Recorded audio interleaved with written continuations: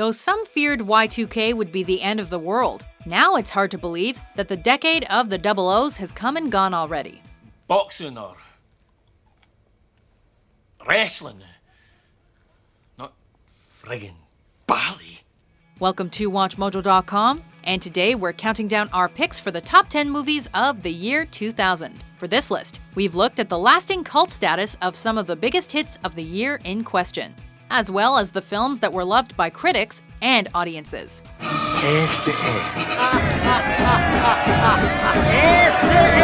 Some hold up nicely over time, others maybe not so much. Either way, sit back and enjoy this blast from the past. How can I change? Number 10. XMen. I will bring you hope, old friend. The first installment of the now huge Marvel franchise also marked the Hollywood debut of Australian beau Hugh Jackman. Really? It's hard to imagine Wolverine being portrayed by any other actor, but Jackman was actually one of the last choices for the part. Couldn't wait to get my shirt off again, huh? The movie was well received by audiences and critics alike, and many not only anticipated the sequels, but saw them as necessary to tell the full story of all the emerging characters.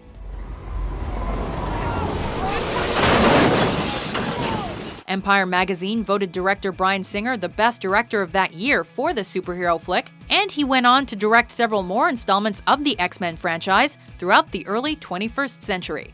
Yes. Your continuing search for hope. Number 9. Oh Brother, Where Art Thou? One evening as the sun went down and the jungle fire was burning, down the track came a hobo hiking, and he said, "Boys, I'm not turning." This offbeat musical adventure comedy comes from the minds of none other than the Coen brothers.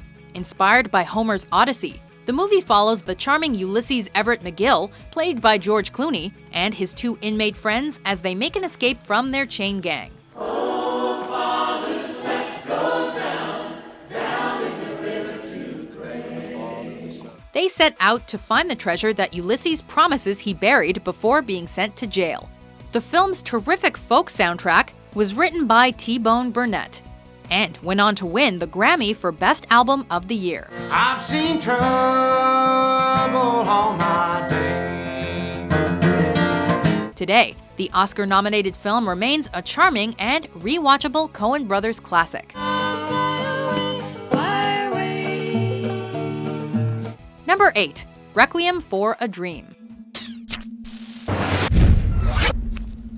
Darren Aronofsky's first film, Pi, made the director known in film circles at Sundance in 1998.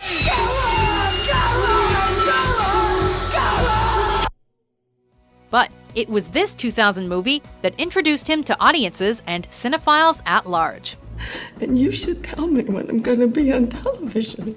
Following four addicts from Coney Island, the psychological drama tells the story of their respective downfalls as their dependence on drugs becomes stronger and stronger.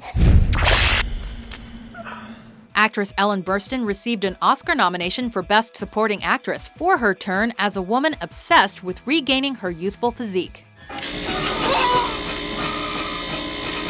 Unapologetically dark, and using addiction as the only form of freedom the characters ever experience, Requiem for a Dream remains one of the best films about drug dependence and delusion out there. I'm gonna be on television. I just have to find out when. Number 7. Traffic. Just watch.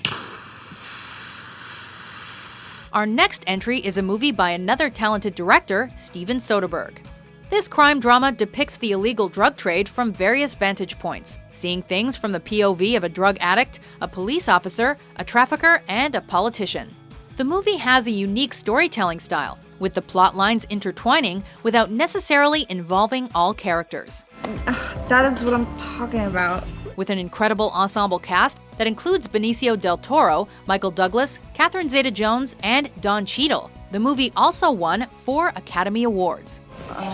Lou, he's breathing. Oh my god, fucked up Bowman. God.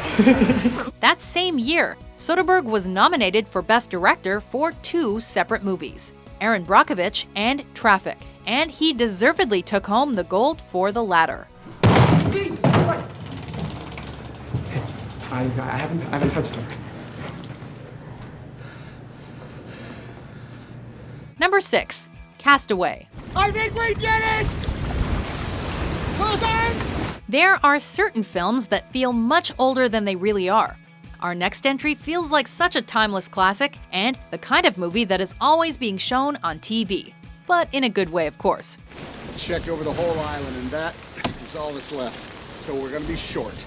Directed by Robert Zemeckis and starring Tom Hanks in one of his most iconic roles, the adventure drama tells the story of an engineer who resolves FedEx depot issues who becomes stranded on an island for 4 years.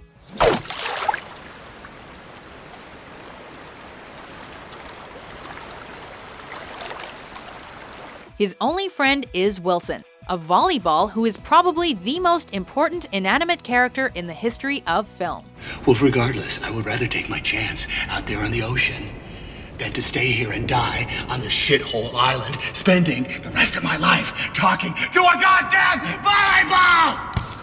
Though Wilson wasn't nominated for an Oscar, Hanks was, and it was a nomination that was certainly well-deserved. She's much prettier in real life. Number 5. American Psycho. Hey, Paul! This next movie opened to mixed to positive reviews, but with time has become a cult classic. Listen very, very carefully. Based on the Bret Easton Ellis novel of the same name, the psychological thriller stars Christian Bale as a rich and extremely attractive investment banker with an exceptionally deranged hobby.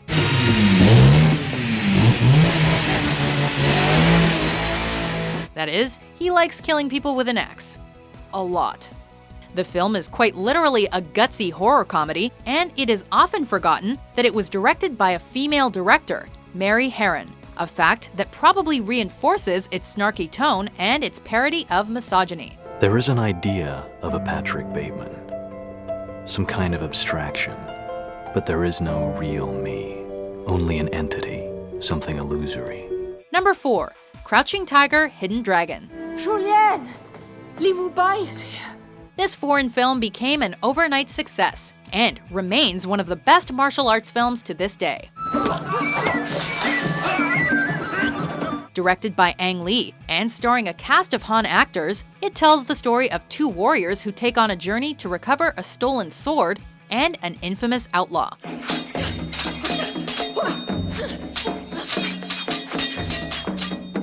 The wuxia film features stunning cinematography and visual effects, and has been credited for its grandiose take on the martial arts genre. At the time, the Oscar-winning Crouching Tiger, Hidden Dragon became the highest-grossing foreign movie in American history. Number 3. Almost Famous. Hi, I'm William Miller. Can you imagine writing for Rolling Stone magazine back in the 70s? Our next entry is Cameron Crowe's semi-autobiographical comedy drama, which follows 15-year-old William Miller on his way to becoming a rock journalist while going on tour with the band Stillwater.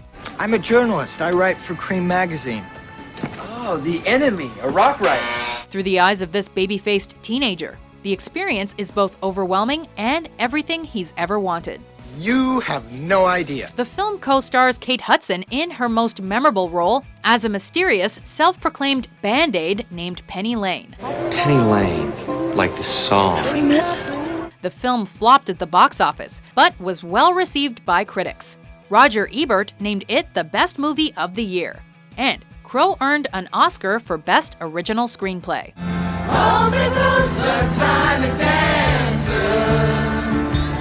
I have to go home. Number 2. Memento. I'm Leonard Shelby. I'm from San Francisco. Before completely revamping the Batman franchise for the better, director Christopher Nolan made this small movie, which was shown for the first time at the Venice Film Festival in 2000, before getting its wide American release the next year. I have no short-term memory. I know who I am, I know all about myself. Since my injury, I can't make new memories. Guy Pearce plays Leonard Shelby, a man with short-term memory loss who relies on numerous notes and tattoos in order to help him hunt down the man responsible for his wife's death. The neo-noir psychological thriller is an unprecedented depiction of grief and loss, with a protagonist who is both reliable and not because of his condition. He killed my wife. He took away my f***ing memory.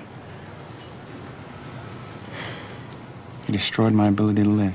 It became a surprise box office success in the States and received nominations for Best Original Screenplay and Film Editing at the Academy Awards. I have to believe in a world outside my own mind. I have to believe that my actions still have meaning, even if I can't remember them. Before we unveil our number one pick, here are some honorable mentions.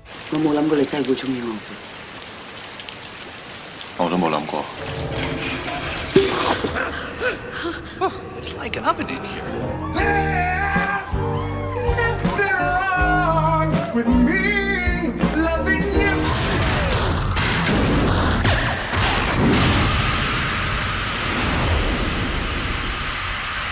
Lo que planeamos juntos.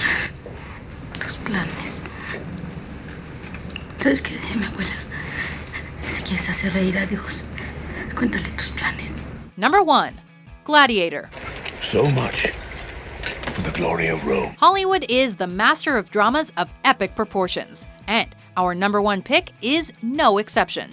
Set in Rome during the time of the Roman Empire, Gladiator follows betrayed General Maximus, who becomes a slave after the emperor's son, Commodus, seizes the throne by killing his own father.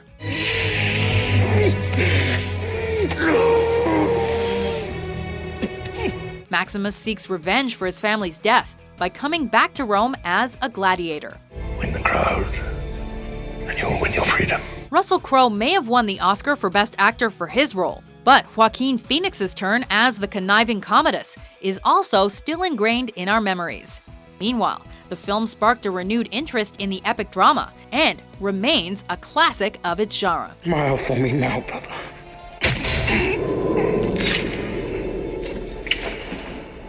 Do you agree with our list? I don't remember. What's your favorite movie from 2000? 1, 2, 3, and 4. For more entertaining top 10s published every day, be sure to subscribe to WatchMojo.com.